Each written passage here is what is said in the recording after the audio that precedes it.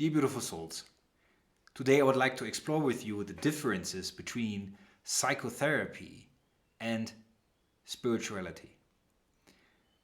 Now, first of all, what we need to make a distinction with is with regards to the methods of psychotherapy, because there are plenty. There are those methods, for example, the behavioral methods, cognitive behavioral therapy, that are mostly based on the idea of a physical form of consciousness. That the brain determines our consciousness, and that the behavior and the traumas that are programmed into our nervous system determine who we are. This is a very reductionist idea of viewing consciousness.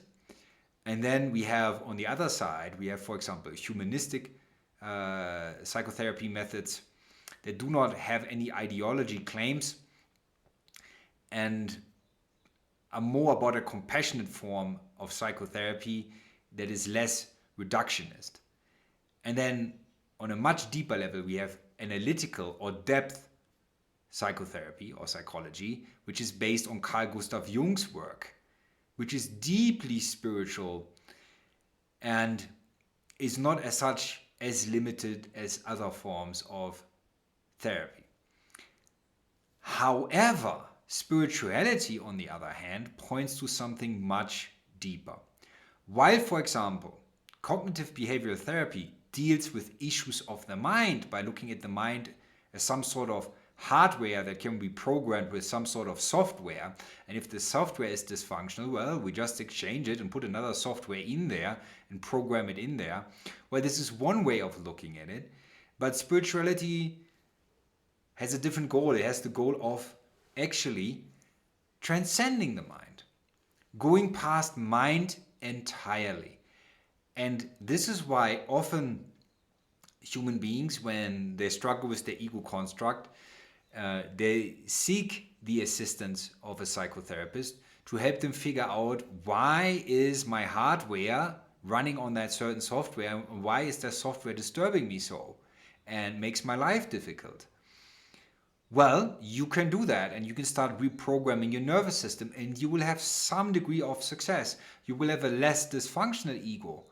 But what if you could step out of the ego entirely, simply transcend the whole construct and be beyond it? That is a much deeper approach. If done correctly, it is also much more effective. Cognitive behavioral therapy cannot help you with that, because if consciousness is based in their idea on physicality, that consciousness exists in the brain, then obviously something beyond the brain, they don't know how to access that, even though they have integrated, for example, mindfulness exercises from the East, so Buddhist practices, yogic practices, like into their system, but only because they can empirically verify that it works. They don't know why it really works. So if we can manage through meditation and certain types of spiritual practice to actually detach from the mind, so instead of trying to rewrite the mind, instead of trying to discipline the mind, at least not in the beginning, we're simply stepping out and watching the mind, then a huge reduction in suffering already occurs. Because most suffering happens through identification with the negative and fearful beliefs that are automatically arising in your mind, and that is karma. And when you believe them, you energize them. When you energize them, you feel emotionally, subjectively bad. But if you step out of them and you watch them like you watch a movie, and you're fully aware, well, that's just fiction. There's just a fictional story running, and I'm watching this story. Now, if I do not identify with this story, if I just watch it run, I do not get immersed, and therefore emotions don't arise in that intensity that they would if I actually believe I'm the character in that story. So to step out of the mind is a much greater step in evolution to try to change the mind. Ironically, if we step out of the mind, long-term the mind will be changed. But that's a whole different ballgame.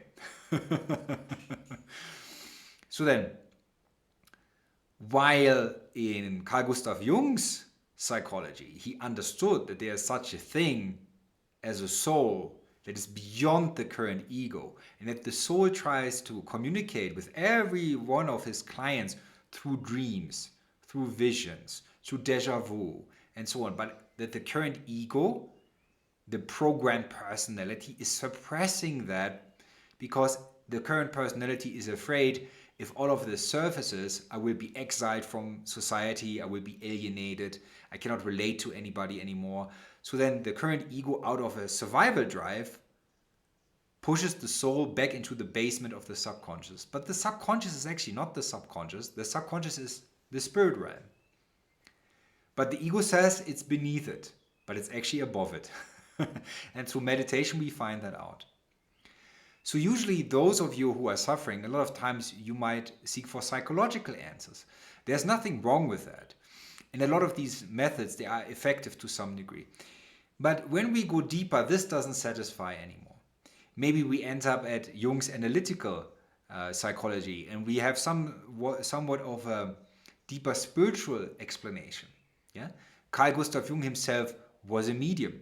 For example, in his famous book, The Red Book, there were some of his paintings also published, and these paintings are actually a depiction of the practice of certain secret yogas.